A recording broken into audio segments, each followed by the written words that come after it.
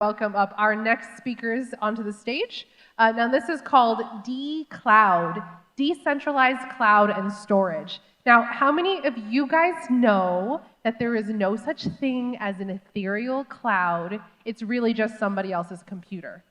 And this is the big difference between blockchain that's decentralized and something that's a cloud, is that it's more BitTorrent, where you're storing portions on other people's computers, but it's not necessarily like a cloud.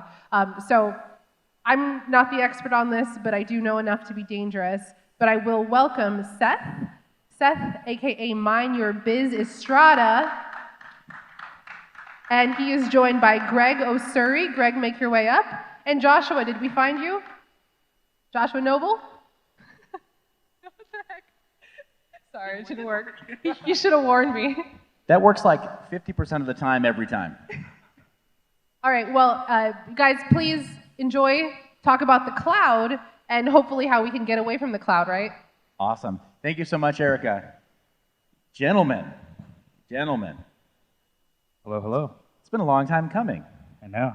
Right? So this is a transition that I think a lot of people in Web3 or that in the blockchain ecosystem have been talking about for some time, dreaming about in some cases. They don't even sleep. Right? They're thinking about solutions to these problems. I know that you two, that might describe you a little bit. So let's talk a little bit by way of introductions. I'd like you to introduce yourself and your project and what problems you aim to solve with your project. Let's, if it's all right, start with Josh and then finish with Greg. I'm Joshua Noble. I'm the CEO and co-founder of Filebase. We're not a token, we're not a coin, we're not a blockchain, to be clear.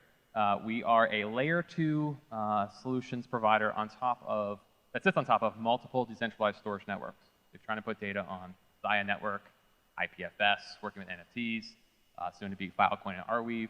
We make that process really easy for you. No technical hoops to jump through. My name is Greg. I'm the CEO founder for Overclock Labs.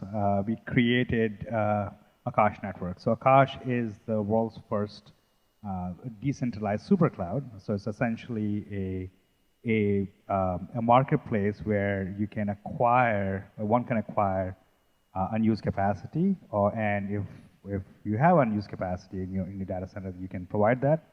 The goal really is to decentralize cloud deployment, right? What that means is avoid vendor lock-in and be able to leverage the most optimal pricing and do so in a censorship-resistant and open setting.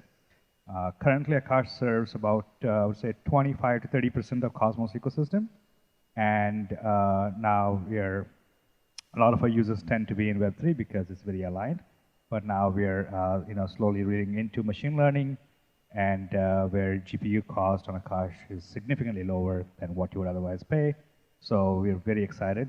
The problems we're trying to solve is really get to true price of computing, and really solve the censorship attacks that you have that's been increasing lately for computing.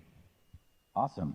Well, let's talk a little bit about sort of in broad strokes. The industry has taken a hit by way of regulation, in some cases seeking clarity in terms of regulation.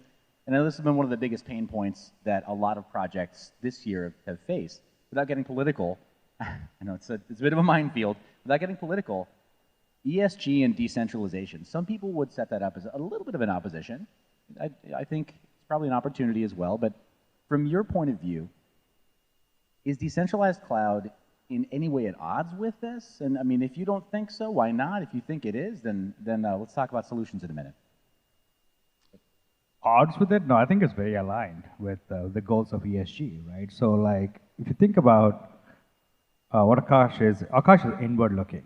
That means anyone that has capacity that's not being used, it's already burning carbon. So why not sell that capacity? It's about improving efficiency of underutilized resources. So it's inherently better for the planet, right?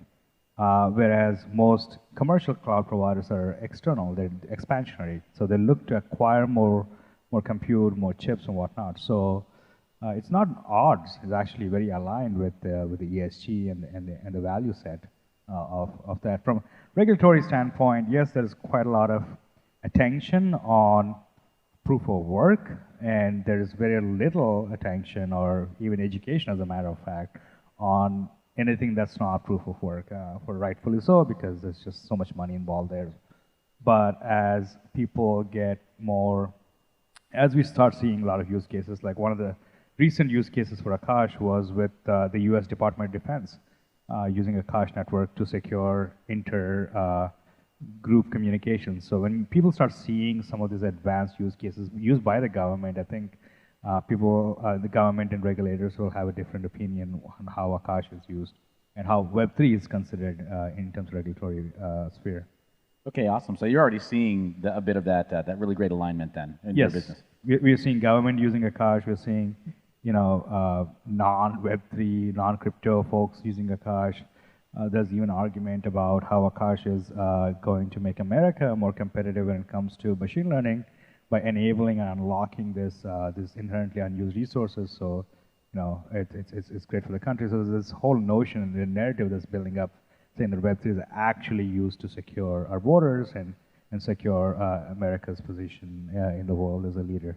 Okay, awesome. That's great to hear that you're finding opportunities there. Joshua, how about for Filebase? Yeah, I would agree with a lot of what Greg just said. I think governance is something that's always going to be present in society with governments around the world. I think one thing that's really a unique trait about decentralization, whether it's on the compute side or the storage side, this is a worldwide thing, right? And so it's not just the case of, the U.S. government, controlling or trying to oversee decentralized storage or compute. It's a worldwide thing, and governments talk to each other, of course, but when it comes to governance and decentralization, anybody can spin up an Akash node, anybody can spin up a Saya node or an IPFS node, and so, the ability to leverage the underutilized capacity, like Greg said, on the storage side is also very present, and we've seen everybody from small individual hobbyists who have massive network-attached storage devices in their basement, all the way up to enterprise-level data center providers who have storage capacity online, running, needs to be available for their own forecasting of their own customers, but they'd like to also get something for it while it sits idle. And so I think across the world, bringing all these folks together and uniting them, I think is pretty powerful. And I think there will be some level of governance, maybe on a per-country basis over time, mostly in regards to safeguards and malicious content, of course. But I think at its core, decentralization really kind of unites everybody together. Awesome. Let's talk about a little bit of pain. So you talked about some of the aims of your projects. Talk about the history till this point. What would you say have been the biggest pain points that you've had to address in order to get to the current working state of your platforms and of your projects? Well, so I know it's a broad question. There's so many pain points, right? Like, the biggest, most obvious was scalability for us. Historically, Akash began working on the product like 7 years ago, right? And we really started putting the Web3 and the blockchain sphere maybe 5 years ago, like 2017 timeframe. So the options to build a blockchain were very limited. It was Ethereum only, and we built on Ethereum and failed miserably. I mean, CryptoKitties launched with 40,000 users and took down the entire network. So Ethereum was not the ideal platform to launch a decentralized cloud that's supposed to solve scalability, right? So we have to go build our own L1, and that's not the easiest thing in the world to do. And so we chose Cosmos, and I mean, this was before Cosmos existed, but so we went with Tendermint, and Tendermint had its own set of like issues, just in terms of readiness. It's very early, and then just lack of technology to build a layer one was a big hurdle. And now we have a full working product, and we have product market fit and whatnot. Now big challenge is engagement, right? Just lack of engagement infrastructure. Like, there's lack of emails, there's lack of messaging, there's a lot of like traditional tooling that Web2 developers are used to that don't exist in a Web3. I mean, there's not even credit cards, right? So even with all these limitations, we are able to see quite a lot of adoption, quite a lot of interest, and that speaks volumes in terms of value that we provide. So we're not too worried. I mean, this is a time game. It just, we keep solving the problems. And a lot of times when we solve problems, we're actually solving upstream problems in the sense like we recently introduced IP addresses in Akash network. I mean, this seems to me like a small problem, but there was no way, actually, if you think about it, to create an IP address marketplace before Akash, right? So, and we introduced storage, I mean, ephemeral, I mean, block storage, which there's no generic solution to attach block storage, right? So we had to invent a lot of like new ways to do things, and now we're doing GPUs. GPUs, there's no open market for GPUs. We're actually inventing, and we are, contributing to the Kubernetes of the world, right? So technology is not anywhere close to ready in terms of like what we can deliver, but just chugging along and delivering those things, and then the moving away from core technology to the engagement infrastructure, I think is very, very challenging. And that's where people tend to take shortcuts with Web 2.5, but doing it truly decentralized is very, very, very hard, like truly non-custodial without taking shortcuts, right? So, and that's always the balance that we have to face. Awesome. So it sounds like in your case, I mean, there's always the analogy of building the plane mid-flight, but it sounds like in the case of Akash, that's very applicable. Yeah. Okay. Awesome. Joshua, how about for Filebase? What's some big pain points? Yeah, there's a lot of challenges building for enterprise scale, like we try to do at Filebase. Probably one of the biggest challenges is, for us at least, dealing with data. Finding a data center provider, a partner really, that could deal with the gigabits and terabits of capacity for bandwidth utilization that we actually needed, right? Whether it's to send data, receive data, processing billions of files. It's not an easy task necessarily when it's going across the internet. Each individual request one at a time. Evangelism is probably another big challenge, and this really spans not just for Filebase, but I'm sure for Akash and other platforms as well. Teaching people about how these things work. I mean, not a day goes by where we get 20, 30 potential users of Filebase who think they can just upload to IPFS, and they think it's free and it'll live forever, and that's not always the case, right? I mean, somebody's always paying. That data lives somewhere, and so teaching people where that data lives, how long it lives there for, and then how they can retrieve that data, we spent a lot of time on it. And so we do that through blog posts, documentation. We've done a couple videos, of course, as well. But really taking these concepts that have been around forever, compute and storage, and putting them into a Web3 ecosystem, or candy wrapper, as we sometimes like to say. These concepts have been around for a long time, but having to explain how they work in this new Web3 world has its challenges at its time. And so I would say those are probably the two biggest things for me.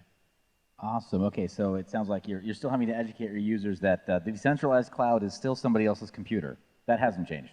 That has not changed. That is still very much the case. Okay, awesome. So simple user onboarding sounds like. And also, like, to be intellectually honest, like, this from education standpoint, right? People, when something is broken, like when Hetzner, banned Solana, they were like, Akash fixes this. Like, Akash was trending on Twitter and all that stuff, right? It's amazing, people think, but again, like, people, this whole like token holders going and like shilling your project is great, but I think there needs to be a level of intellectual honesty, right?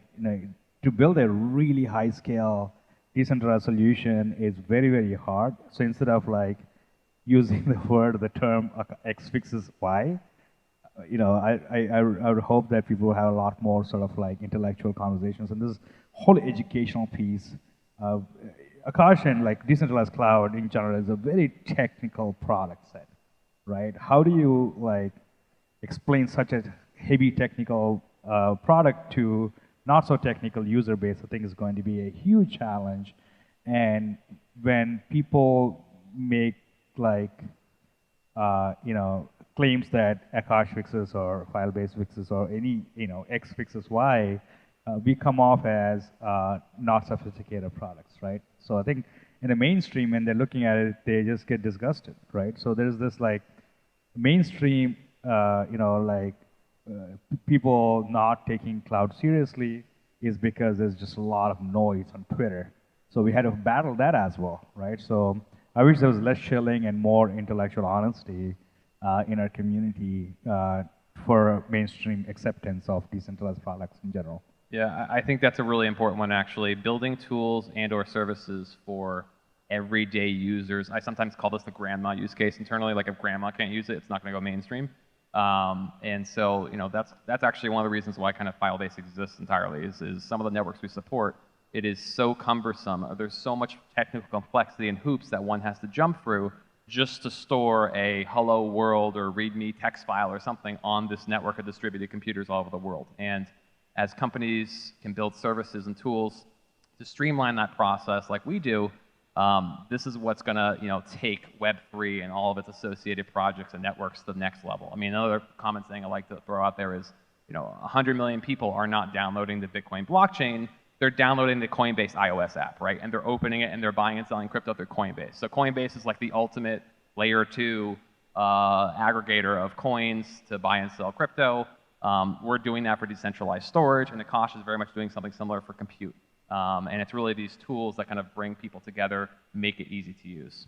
Awesome. Let's talk on that note, as far as the difficulty of building these platforms and the struggle to make sure that there are at least a shared vocabulary so you can have that conversation with that level of honesty needed to discuss where there are opportunities and all, and need to build and need to improve and all the rest. What do you think about standards and best practices for the decentralized cloud? We have our standards, right, in Web 2. We have our standards in Web 1 that Web 2 is built on top of, and it seems like these are layers, not so much like a brand new phase, but layers where you're building on top of older standards in some cases. Is there a need to slash and burn? Do we need to start from scratch in some cases? What does that look like with what you're building? No, we're not starting from scratch. Like we're actually building on shoulders of giants, right? Like Akash is not a protocol that's built from scratch. It is a decentralized cloud marketplace, right? So you're essentially, the compute is coming from a provider somewhere. So it's built on existing cloud infrastructure. Heck, it could be an Equinix, or it could be before Hetzner was actually. There was some supply that was coming from Hetzner. It could be Google, it could be Microsoft, it could be Amazon. It doesn't really matter. The point is to create a homogeneous layer on a heterogeneous provider set. So you can have the abstraction when it comes to fault tolerance and scheduling and orchestration and identity management and all the stuff that you normally expect from a cloud provider. You can have that at a higher level, so you're not locked into a single provider, right? And you can leverage the best provider that gives you the best price and the best attributes you're looking for. So we are standing on top of giants. I mean, Akash Foundation is built on something called Kubernetes, which became like a de facto, container orchestration standard, right? Right, at scale, yeah. So it's not we're not building from scratch. It's a layer on top of other protocols that are built, and it's a protocol, right? So you can build other stuff on top of Akash. And most of the adoption, I would think, would come from verticalization, right? So Akash is a general purpose cloud. So that means it's meant to do everything, but not great to do any one single thing. So okay. What that means is like it's really good to do. You can do. It's got so much freedom, but but you need to really know how to use it. It's like taking an F1 car to buy groceries. So it's like very hard to drive, right? But it's very powerful. So I would imagine you would build additional verticals on top of it that optimize for single use cases. And we, Overclock Labs as a company, are building some verticals. There are about 7 different companies working on building different protocol clients on top of Akash, all having a different flavor. In Filebase, at some point, you guys were considering compute as well, an aggregator, right? So I think a lot of the Filebase obviously makes it extremely simple for scheduling your storage, especially when you have so many options on decentralized cloud storage. They provide a vertically integrated solution for ease of use. So I would imagine most of the usage will come from that. Awesome. Yeah. Okay, so and then as far as standards go, and it's either slash and burn. I mean, again, there are some of these things that you have to shoehorn certain points of access and whatever else into, but what does that look like for Filebase? Yeah, standards are absolutely important, especially when it comes to web development. We have really taken that to the extreme. So the entire idea from Filebase came about years ago when I tried to store data on the Saya network. And to do that, you have to download the Saya blockchain, which is about 30 gigs right now, That's done peer-to-peer, so it's going to take you a while if you have a hard drive. And then beyond that, you got to acquire Siacoin, create contracts, and that whole process, you're 24, 36 hours in, again, just to store one file. And so we kind of said to ourselves, hey, can we streamline this process and make it easy? And if we make it easy, how are people going to interface with our service or platform to actually store and retrieve data? And so we looked at the different standards out there, and we pretty much settled instantly on the Amazon S3 compatible API. And so if anybody's ever built an application in any Amazon Web Services, DigitalOcean, you name it, you've likely worked with object storage before. If you think you haven't worked with object storage or Amazon S3 before, if you've watched Netflix, you use S3. All data for Netflix is stored on S3. And so S3 is simple storage service from Amazon, second service they launched in 2006. And it's kind of the de facto gold standard of cloud native object storage APIs today. And so Amazon launched S3 in 06, published the full length API specification and standards of how they operate their service. And then everybody from Microsoft Azure, Google Cloud, Oracle, you name it, they all have S3 compatible APIs. And so you have larger clouds like Microsoft, Amazon, and Google. You also have one-off players that run centralized storage offerings like Wasabis and Backblazes of the world. But the key point here is they're all standardized on the S3 compatible API. So that's exactly what we did. And so on Filebase, you can create an IPFS bucket, you can create a SIA bucket, and regardless of what bucket or data the network is going on, it's all S3 compatible. So now you have a scenario where Web3 technologies, and we're adding more networks as we go, of course, all these newer Web3 technologies, which don't have any standardized APIs necessarily on the storage side, they all now have a standardization through a file-based layer, right? And so this opens up possibilities where out of the box, you can use Web3 storage with 15 or 17,000 plus SDKs, application tools, frameworks. I mean, all the way from Node.js weekend JavaScript developer up to like enterprise Veeam, Commvault, MSP enterprise backup software. So it kind of runs the gamut, and that kind of, that's by standardizing on that's API standard has really opened the door for kind of Web3 gates to kind of overflow a bit. That's awesome. I think some people would say, okay, well, that's Web 2.5, and you're not really innovating, and but it seems like such a pragmatic thing, like it's totally necessary. It's absolutely necessary. If anyone's a fan of NFTs, nearly every NFT, at least for a period of time, was stored using a centralized server, right? And so you'd open up the metadata as NFT, you'd have an HTTP link. If Amazon or whatever the web server that's addressed to goes down, then your NFT is now gone, and now we call it a rug pull, right? And so using protocols like IPFS and a planetary file system, being able to kind of pin data, but maybe that person does not want to have their laptop running 24/7. They need possibly a middleman or that 2.5 layer to keep their data online and available, but they don't necessarily have to go through that provider to do it. They can go to the IPFS network directly themselves or the SIA network directly themselves and fetch that data. The same thing holds true for Arweave. The same thing is true for Filecoin. I think we're going to see more of these services. Certainly, we've seen some more on our radar.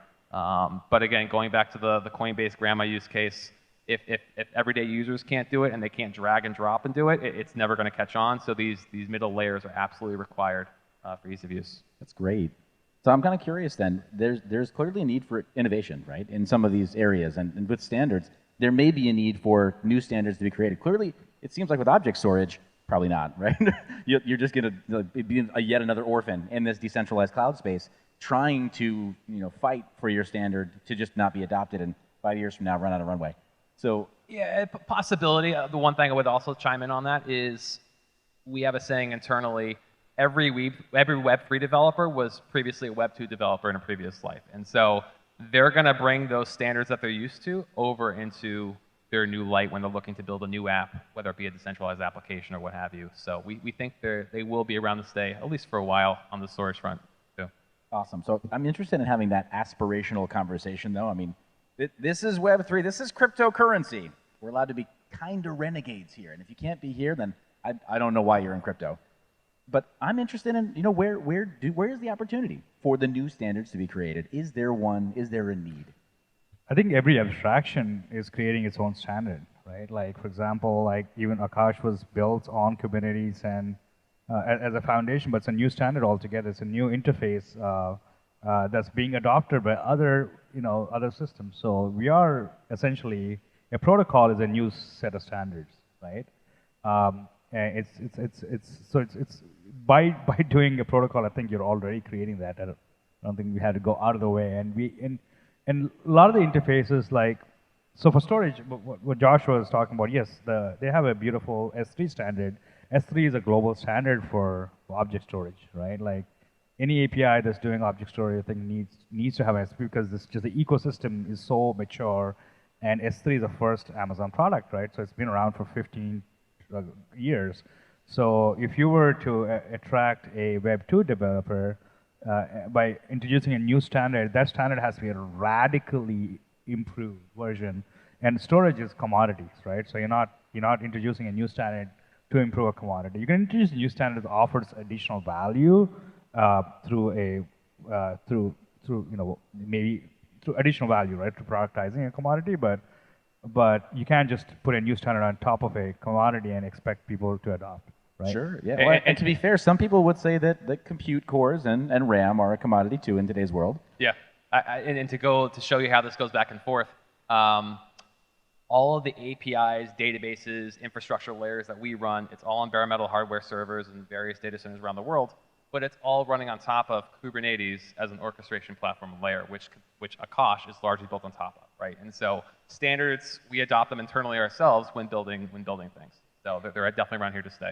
Correct. So like for us, like to attract compute providers, if you go create our own like orchestration engine or like scheduling, which we don't have to because there's already amazing Kubernetes, right? So that means there's a whole like barrier for adoption. So I think creating new standards, you got to ask yourself, what are you improving radically? Like, yes, a marketplace needed a new standard, but because there was no marketplace before. So we created the Akash marketplace as a new standard from a tenant standpoint, but from a provider standpoint, there's not much to innovate there. I mean, except for like adding new features like IP addresses and storage. Yeah, we had to do work there, but we're not fundamentally changing Kubernetes. We are adding to Kubernetes. Yeah, and to push that a little further too, I think storage standards are pretty firm, at least in the Web 2 world. Same would go for Akash with kind of Kubernetes, winning the Docker Swarm wars. I think identity is a standard in the Web 3 space that we'll see evolve, and there's a few projects working on that that I think be very interesting to kind of continue to follow and see how those can be intertwined and link with compute and storage products and networks moving forward. We're working on one too, so. Yeah, it sounds like though, but what I'm hearing from both of you is that when that nut is cracked finally, it will still need to have typical sort of access standards that it conforms to in order to make sure that the web continues operational into Web 3. Absolutely. Awesome. Well, we're a couple minutes out. Let me just ask both of you just really quickly, because first off, audience, these are some pretty sharp gentlemen, pretty sharp individuals. Give them a round of applause right now before we finish up. Yeah. But wait, there's more. Lightning round. What are some trends that you see coming up? I think most people here would agree. I view you both as visionaries and as working towards something that's better. What do you see coming down the pike? The new trends, I feel like AI, generative art, and Web3. There's this sexual tension between generative art and Web3 that is still like, it's just looming around, right? And we're going on with super high support for generative art on AI and Akash, so look out for it. But I think, I don't know if you played around with any of these like avatar apps, but I highly recommend you do so. You can generate a whole NFT series in a matter of hours using AI. So I think you're going to see evolution in terms of NFTs and how AI is going to influence that when you have like art pretty much a commodity with like GPUs at this point, right? So that's a new trend that I'm really excited about. And second big trend that's taking a center stage, mostly from the Ethereum world, is really interoperability. Interoperability has been on the back burner for the longest term, but with Cosmos IBC showing that yes, you can have a highly interoperable, high-performance network that's very, very secure. And we have like hundreds of chains now that are interoperating on the IBC standard from Cosmos. That's taking a center stage. I think Cosmos is one of those ecosystems that haven't been like exposed heavily in the last bull run, but now that things are a lot more silent and things are there's a shift of focus towards protocols that are actually delivering. So I would keep an eye out for Cosmos and interoperability as a trend. Yeah, those are my 2 picks. Awesome. The 2 trends for me, I would say first, artificial intelligence, like Greg said, for sure. I'm a huge car guy, and I love following the progress of some of these, vehicle self-driving systems, and that's, largely AI and neural net driven. So I think that's something to keep our eyes on. I think the second trend, I don't know if that's a great term to use for this, but I think that the second trend we're going to start to see is actually a lot of projects start to be looked at a bit more closely in regards to what value they actually provide, right? And so that's one of the reasons why I really got into decentralized storage, was that this is a coin or token that can be used to actually store and retrieve data, and same can be held true for Akash. And there's a lot of white papers floating around out there that never really deliver, and I think we're going to start to see some of those projects, fade by the wayside. And those are, largely decentralized projects, but we do sit 3 or 4 blocks from FTX Arena here, so. I think people are starting to wake up a little bit into regards to what people are actually building, and does this actually contribute some way to society? Yeah, thank you so much for that. Round of applause for Decentralized Cloud panelists. Thank you so much for your time.